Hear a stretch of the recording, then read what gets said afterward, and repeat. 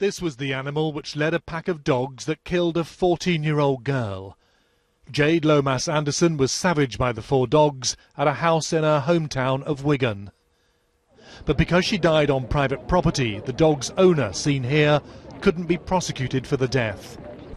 Now her stepfather, Michael, has welcomed today's government move to make dog-related sentences much tougher. If it could be more, I think it should be more, but 14 years is you know, for someone's life.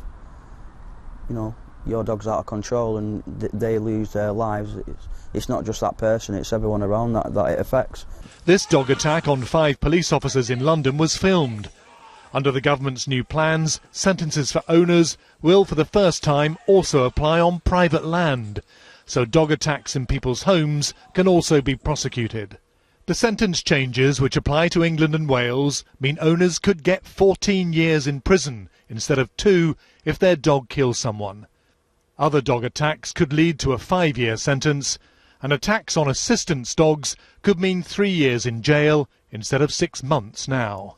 There are, for instance, a range of escalating penalties starting at relatively low level, which nip issues of antisocial behaviour with dogs in the bud early. But if necessary, they will escalate, and ultimately we need penalties, maximum penalties like these.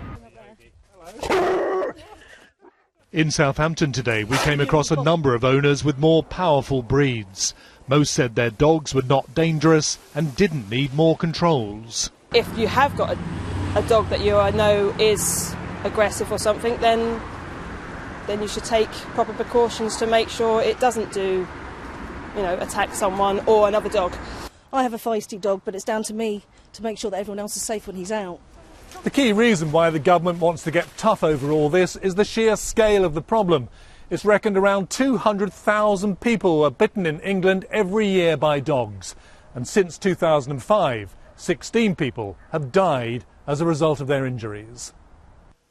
But some have suggested the government has overreacted to dog attacks with its new sentencing policy.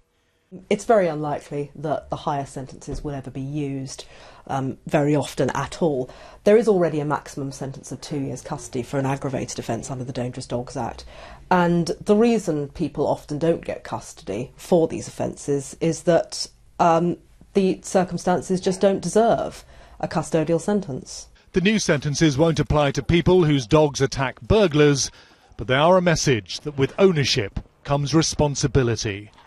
Duncan Kennedy, BBC News, Southampton.